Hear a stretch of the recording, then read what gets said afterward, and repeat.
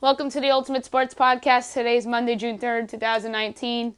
Going to be quick here. We're going to do the finals in both the basketball and hockey, baseball, French Open, men's baseball, women's softball World Series, final mock draft, best bet of the day. Let's go. We'll start with the NBA Finals.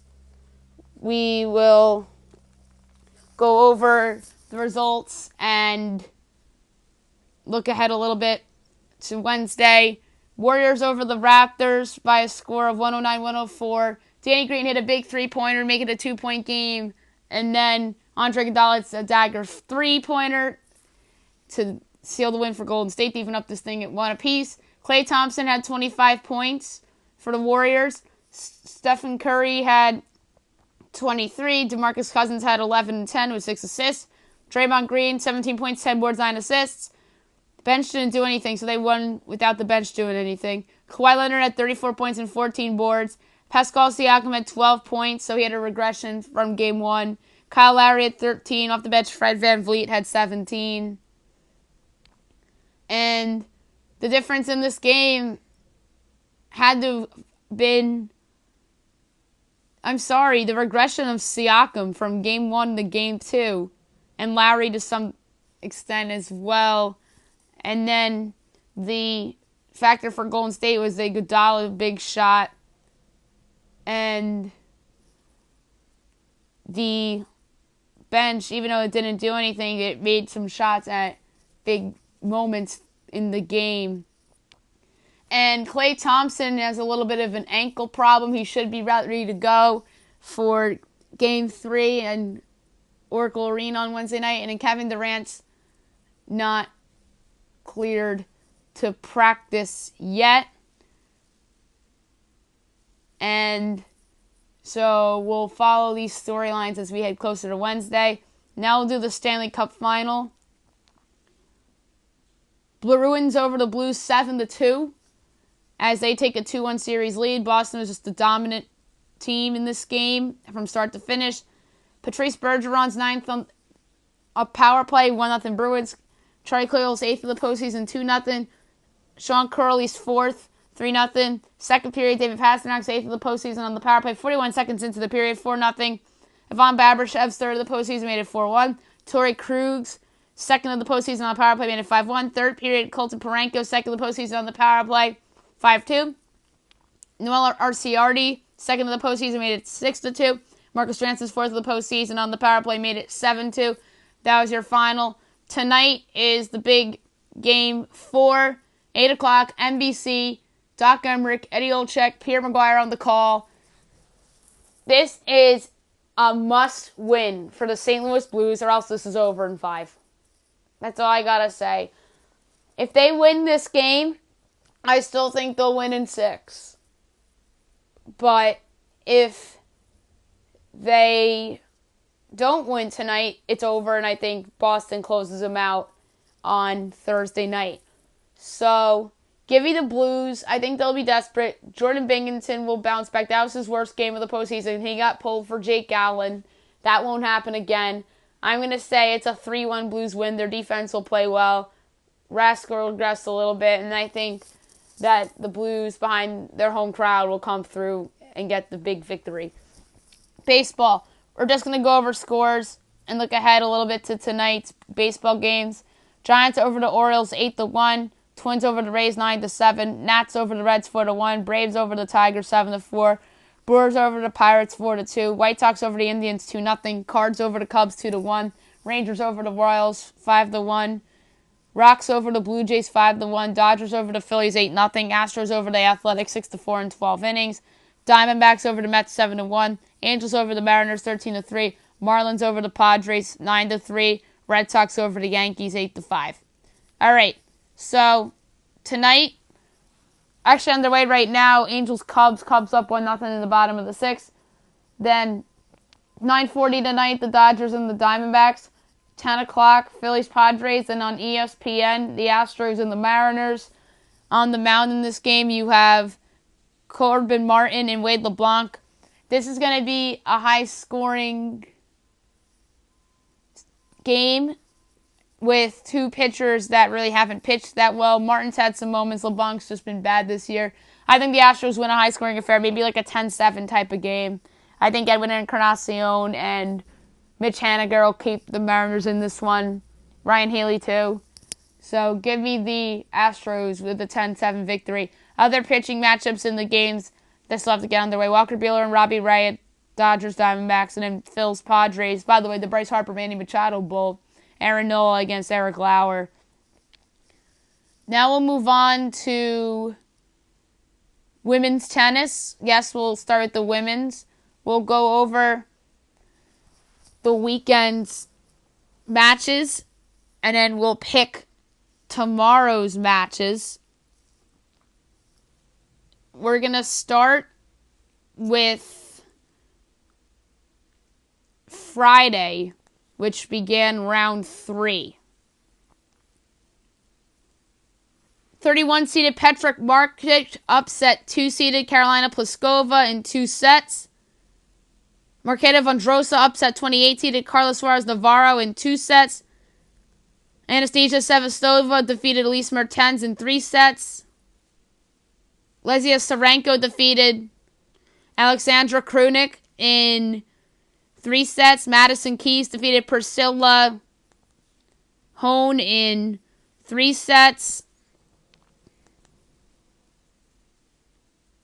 Kaia Kanepi defeated Veronika Kudermetova in 3 sets.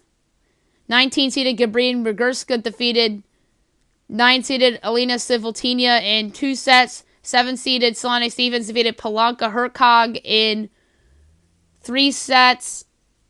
23-seeded Donna Vekic defeated 15-seeded Belinda Bencic in 2 sets. And 26-seeded Johanna Konta defeated Victoria Kuzmova in 2 sets. All right. Saturday in round 3. 3-seeded Simona Halep defeated Lesia Sarenko in 2 sets. 14-seeded Madison Keys defeated Anna Blikova in 3 sets. How about this for a big upset? Katerina Siniakova upset 1-seeded Naomi Osaka in 2 sets. Iga Swiatek defeated Monica Puig in 3 sets. Alona Bosova defeated Katerina Alexandrova in 2. Amanda Anisimova defeated Arina Camelia Begu in 2. How about this one? Sophia Kenin upset 10-seeded Serena Williams in 2. That was a shocker to me. I picked Serena to win this women's side of the tournament. And Ashley Barty defeated Andrea Petkovic in 2. That wasn't a surprise. I wouldn't be surprised if Barty won it all. I really don't know who's going to win it all at this point. Round 4 began yesterday. Petra Martic over Kaia Kanepi in 3. Marketa Vondrousova upset 12-seeded Anastasia Sevastova in 2. Johanna Konta defeated Donna Vekic in 2.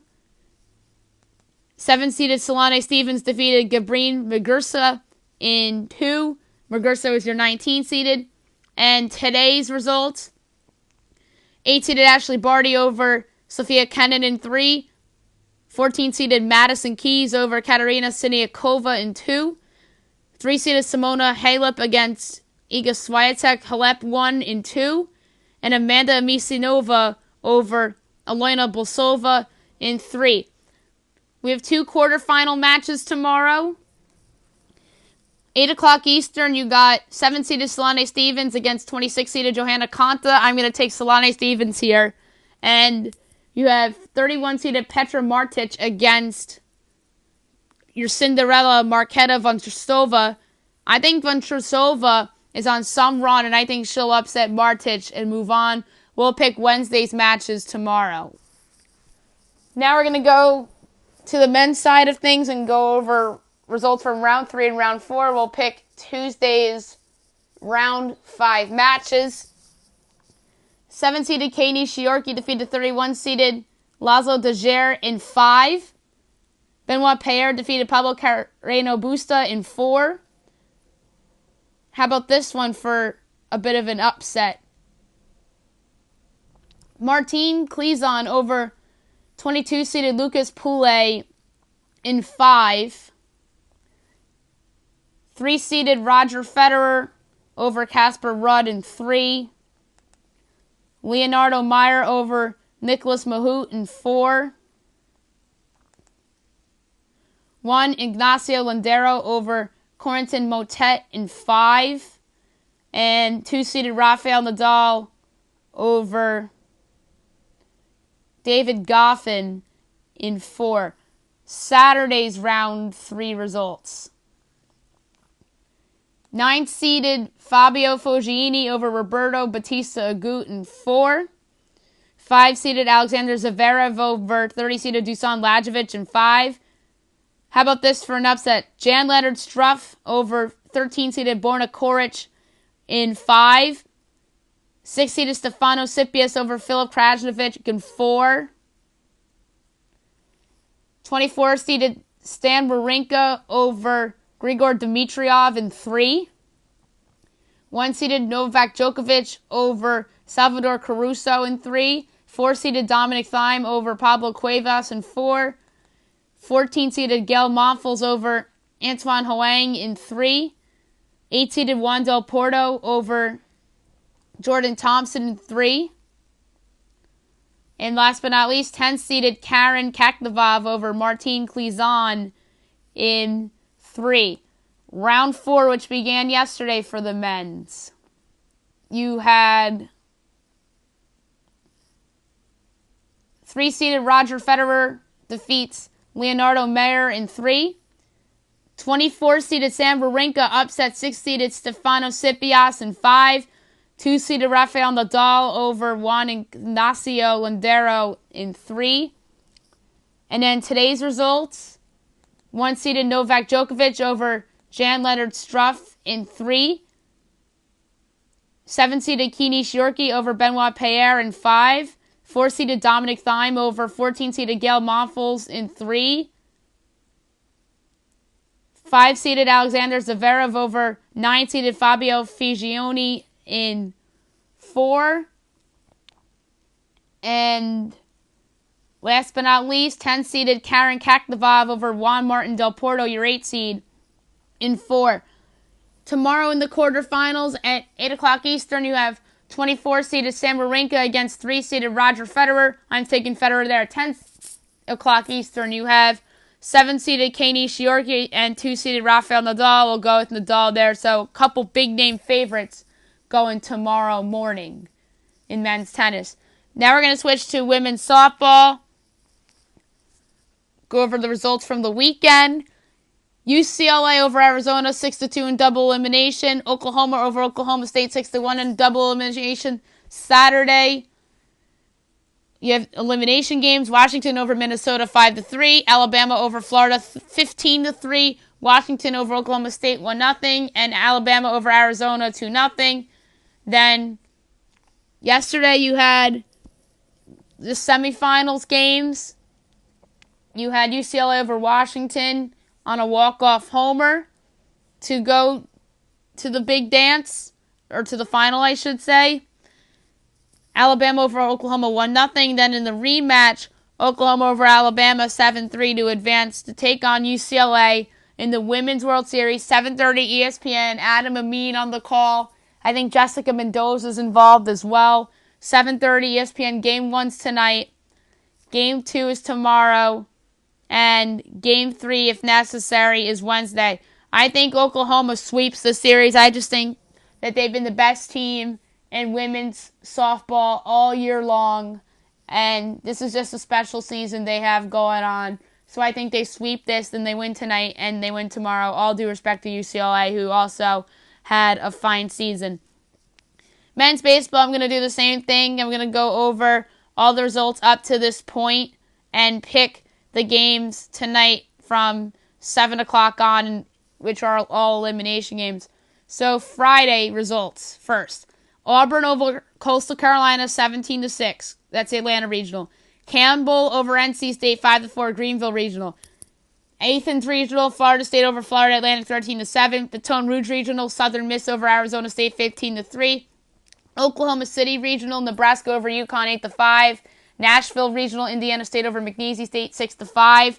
Starkville Regional, Mississippi State over Southern University 11-6. Fayette Regional, Arkansas over Central Connecticut 11-5.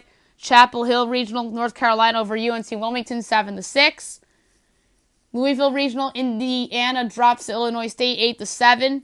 Stanford Regional, Stanford wins over Sacramento State 11-0. Corvallis Regional, Michigan over Creighton 6-0. LA Regional, Loyola Marymount over Baylor 3-1. Lubbock Regional, Texas Tech over Army 11-2. Morgantown Regional, Duke over A&M 8-5. Oxford Regional, Clemson over Illinois 8-4. Louisville Regional, Louisville over Illinois Chicago 5-3. Fayette Regional, TCU over Cal 13-2. Atlanta Regional, Georgia Tech over Florida A&M 13-2. Baton Rouge Regional, LSU over Stony Brook 17-3. Oklahoma City Regional, Oklahoma State over Harvard 2-0. Athens Regional, Georgia over Mercer 13-3. Nashville Regional, Vanderbilt over Ohio State 8-2. Oxford Regional, Mississippi over Jacksonville State 16-2. Morgantown Regional, West Virginia over Fordham 6-2. Starkville Regional, Central Michigan over Miami 6-5. Lubbock Regional, Dallas Baptist over Florida 11-8. Chapel Hill Regional, Liberty over Tennessee 6-1. Corvallis Regional, Cincinnati over Oregon State 7-6. UCLA over Omaha in the LA Regional 5-2. Stanford Regional, Fresno State over UC Santa Barbara 9-2. And then Quinnipiac and East Carolina in the Greenville Regional was postponed. So Saturday's games, some of them were elimination games, others weren't. Greenville Regional, Campbell over NC State 5-4. Louisville Regional elimination game, Indiana over UIC 9-5. Chapel Hill Regional elimination game, Tennessee over Wilmington 10-3. Nashville Regional elimination game, Ohio State over McNeese State 9-8 in 13 innings. Oxford Regional elimination game, Jacksonville State over Illinois 7-5. Fayetteville Regional elimination game, Central Connecticut over Cal 7-4. Starkville Regional elimination game, Miami over Southern 12-2. Baton Rouge Regional elimination game, Arizona State over Stony Brook 13-5. FAU over Mercer 10-6 in the Athens Regional elimination game. Atlanta Regional elimination game, Coastal Carolina over Florida 9-4. Lubbock Regional elimination game, Florida over Army 13-5. Morgantown Regional elimination game, Texas A&M over Fordham 11-2. Oklahoma City Regional elimination game, UConn over Harvard 10-2. Chapel Hill Regional, North Carolina over Liberty 16-1. Greenville Regional, Quinnipiac over East Carolina 5-4. That was the makeup game. Louisville Regional, Illinois State over Louisville 4-2. Stanford Regional elimination game, Sacramento State over UC Santa Barbara 6-4. Corvallis Regional elimination game, Creighton over Oregon State 4-1. LA Regional elimination game, Baylor over Omaha 24-6. This was the game where draft prospect Shea Langlers hit 3 homers. Lubbock Regional, Texas Tech over Dallas Baptist 3-2. Morgantown Regional, Duke over West Virginia 4-0. Baton Rouge Regional, LSU over Southern Miss 8-4. Fayette Regional, Arkansas over TCU 3-1. Nashville Regional, Vanderbilt over Indiana State 8-5. Starkville Regional, Mississippi State over Central Michigan 7-2. Oxford Regional, Mississippi over Clemson 6-1. Atlanta Regional, Auburn over Georgia Tech 6-5. Athens Regional, Florida State over Georgia 12-3. Oklahoma City Regional, Oklahoma State over Nebraska 6-5. LA Regional, Loyola Marymount defeats UCLA 3-2. Stanford Regional, Fresno over Stanford 7-2. And Corvallis Region, Michigan over Cincinnati 10-4. Yesterday, Atlanta Regional elimination game, Georgia Tech over Coastal Carolina 10-8. Louisville elimination game, Louisville over Indiana 9-7. There was a bad call in this game. Actually, no, 2 bad calls. One that thought was going to cost Louisville, which should have been strike 3, and another strike 3 that was clearly ball 4 that benefited Louisville there at the end. East Carolina over NC State 9-2 in Greenville. Chapel Hill, Tennessee over Liberty 6-5 and 10. Athens, Georgia over FAU 13-0. Morgantown, how about this? Texas A&M down their last out. I believe it was their last strike 2. Comes back 11-10 over West Virginia on a walk-off grand slam by a kid named Bryce Blom. So that's a heartbreaking defeat by the Mountaineers, who happened to host that region.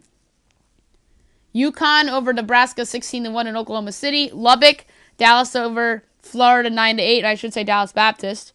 Corvallis, Creighton over Cincinnati 6-1. Indiana State over Ohio State 10-5. These are all elimination games. That was the Nashville region. Oxford, you got Jacksonville State over Clemson 9-2. Baton Rouge, Southern Miss over Arizona State 13-12. Fayetteville, TCU over Central Connecticut 9-5. Stanford over Sacramento State 12-3 in Stanford. Starkville, Miami over Central Michigan 18-3. LA, UCLA over Baylor 11-6. Greenville, okay, this isn't an elimination game. These next couple aren't elimination games. I'll just say which ones are elimination games. Greenville, Campbell over Quinnipiac 9-8. Athens, Florida State over Georgia 10-1. UConn over Oklahoma State 5-2. And that's Oklahoma City. Atlanta, Auburn over Georgia Tech 4-1. Louisville over Illinois State 11-2. Chapel Hill, North Carolina over Tennessee 5-2. Lubbock, Texas Tech over Dallas Baptist 3-0. Morgantown, Duke over A&M 4-1. Elimination game in Greenville, East Carolina over Quinnipiac 13-3. Oxford, Mississippi State over Jacksonville State 19-4. LSU over Southern Miss 6-4. That was Baton Rouge. Corvallis, Creighton over Michigan 11-7. Nashville, Vanderbilt over Indiana State 12-1. LA, UCLA over Loyola Marymount 6-1. That's a nice revenge win for them. Starkville, Mississippi State over Miami 5-2. Stanford over Fresno 8-6. Fayetteville, Arkansas over TCU 6-0. And final right now, elimination game, Louisville over Illinois State 4-3. And a regular game, East Carolina over Campbell 10-3. 7 o'clock, ESPNU, Oklahoma City regional elimination game, UConn and Oklahoma State.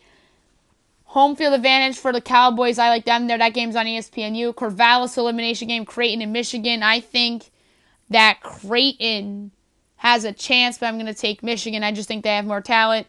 Greenville elimination game, Campbell and East Carolina. I like Campbell's story. They have a guy that might get drafted tonight, so I'm going to take Campbell for the upset there in Greenville.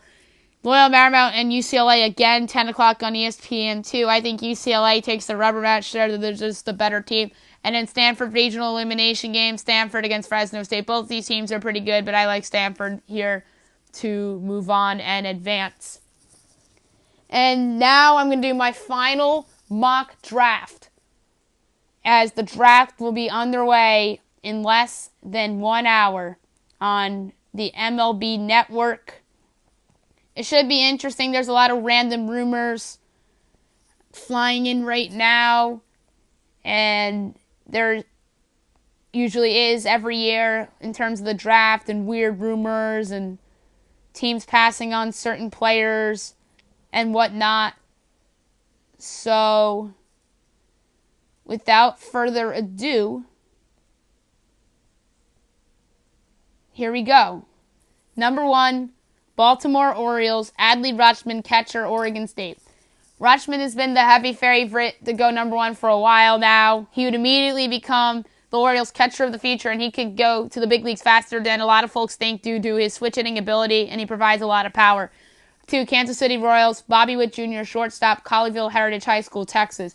The Royals are a team that wants to build through their system, and he is somebody, I'm talking about Witt, someone that hits for a ton of power and projects to be a shortstop long-term, and it would immediately become the Royals' top prospect. 3, Chicago White Sox, Andrew Vaughn, first baseman, California.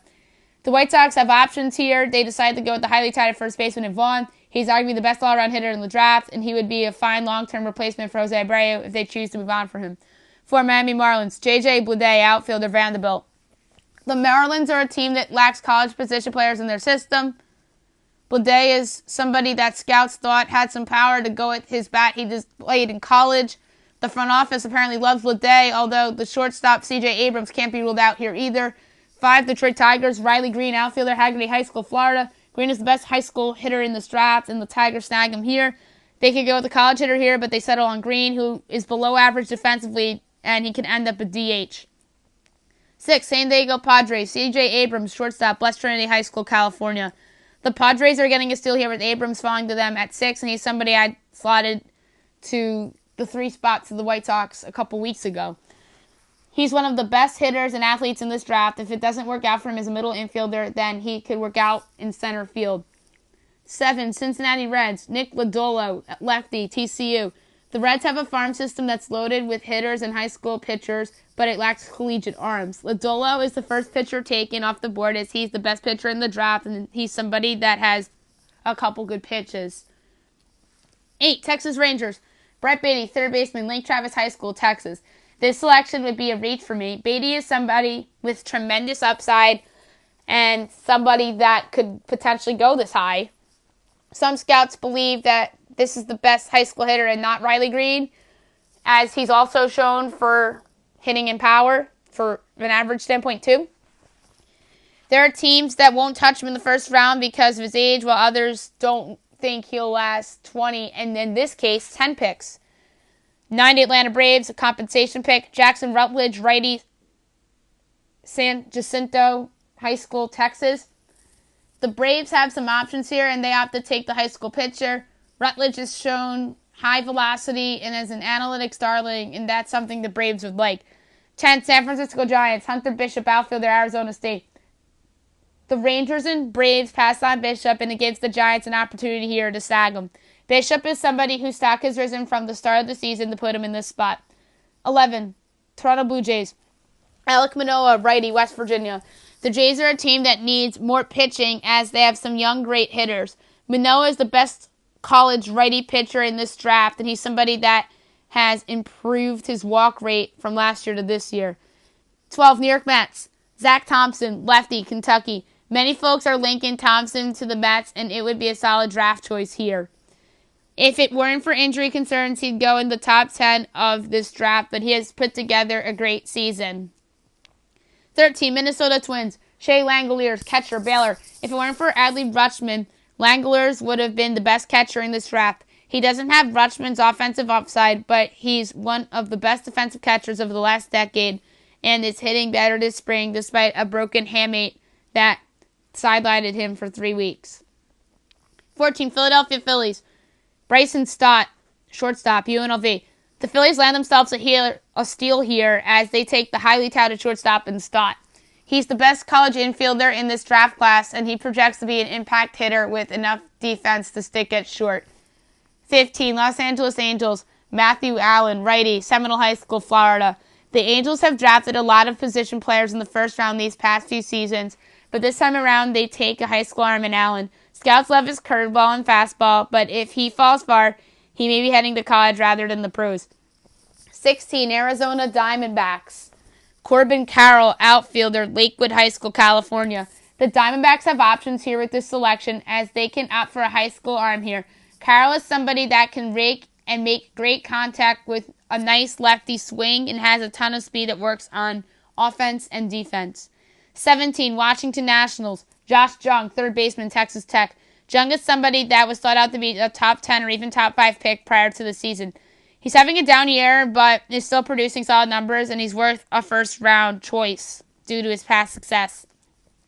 18, Pittsburgh Pirates. Brennan Malone, righty, IMG Academy, Florida. The Pirates could go in a number of directions here, whether that could be a high school or a college position player, but here I have them taking the fast riser in Malone, who is somebody that plays 4 good pitches, and I wouldn't rule him out going in the top 10. 19, St. Louis Cardinals. George Kirby, righty, Alon. The lack of college arms that are in the first round will push guys like Kirby up draft boards. He's somebody that has a great strike zone, and he's a good strike thrower, and he led the country in strikeout walk ratio to back it up. 20, Seattle Mariners. Anthony Volpe, shortstop, Delmatron High School, New Jersey. The latest rumors are linking the Mariners and Volpe, and that would be a major reach. But he is a top-of-the-line makeup guy who's greater than the sum of the parts. He's a good hitter, a good defender, and a good runner, and it all plays up. But like I said, I just am not a fan of this player, really. Not that I think he's going to suck, but I just think that there's better options on the board. 21, Atlanta Braves. Cody Host, third baseman, Tulane. There's a lot of smoke here regarding the Hosts and the Braves. He made some swing changes in the summer, and it unlocked his natural strength and turned him into a big-time power threat. 22, Tampa Bay Rays. Gunnar Henderson, shortstop. John T. Morgan Academy, Alabama. Henderson is somebody whose stock is rising to the point that he's in the conversation for best shortstop in the draft. He can hit at a high rate and has some power that has emerged this year. 23, Colorado Rockies. Quinn Priester, righty. Cary Grove High School, Illinois. After having college position players mocked to this spot, I have the Rockies taking the high school arm in Priester. He is somebody that has one of the fastest risers of the spring and has a great curveball. 24, Cleveland Indians. Michael Busch, first baseman, outfielder, North Carolina. Busch is somebody that is very polished and mature as a hitter, but he doesn't have a clear position. He hits for a ton of power, and many folks think he's a first baseman long term. 25, Los Angeles Dodgers. Daniel Espino, righty, Georgia Premier Academy. With the first of 2 first-round picks, the Dodgers go with a high school righty with a ton of upside in Espino. He offers plenty of good pitches and has big velocity and spin rate. 26, Arizona Diamondbacks, compensation pick. Will Wilson, shortstop, second baseman, North Carolina State. Wilson is solid across the board with a nice swing, decent pop, and the arm and quickness to potentially land at long term, I should say. He has below average speed, which means he could end up at second, but he will hit. 27, Chicago Cubs. Logan Davidson, shortstop, Clemson. The Cubs have a small budget in terms of bonus pool money for the draft, so they underslot a college position player here. Davidson is a switch-hitting shortstop that plays good defense and runs the base as well, too. 28, Milwaukee Brewers. Cameron Misner, outfielder, Missouri. Misner is the college prospect with the best tools package among college position players. He has a good lefty swing and significant power potential, plus he draws praise for his makeup and work ethic, but there are lingering concerns about his ability to make consistent contact at the upper levels. 29, Oakland Athletics. Greg Jones, shortstop, UNC Wilmington. Here's another possibility that is gaining momentum. Jones is a player that is among the fastest risers in the draft, and he has intriguing offensive upside. 30, New York Yankees. Tyler Callahan, third baseman, Providence High School, Florida. Callahan profiles similar to Brett Beatty due to the fact that he's an older player from the class. He is somebody that is worth a first-round pick due to the fact that he can flat-out hit. 31, Los Angeles Dodgers, compensation pick. Braden Shoemake, shortstop, Texas A&M. The Dodgers decided to go with a college position player in Shoemake. He's a grinder whose whole is greater than the sum of the parts and has outstanding hand-eye coordination and rarely strikes out, and he'll pepper the ball to all fields. 32, Houston Astros. J.J. Ghost, righty, Cypress Ranch High School in Texas. Ghost is one of the more underrated high school arms in this draft class. He is somebody that has raw tools and has a great curveball and slider. Now up is my best bet of the night, brought to you by DraftKings. We don't have much to choose from in terms of baseball, but we got tennis, we got college baseball, and we got the Stanley Cup final. And we're going to go with the Blues. We're going to go with the Dodgers. We're going to go with the Astros. We'll go with the Phillies. We're going to go to the men's side of the French Open. We're going to go with Federer and Nadal. And for some reason, the women's side isn't up. That's very... never mind, it is up. We'll go with... I don't feel good about going with Solane and Marketa, but I'm going to go with it anyway.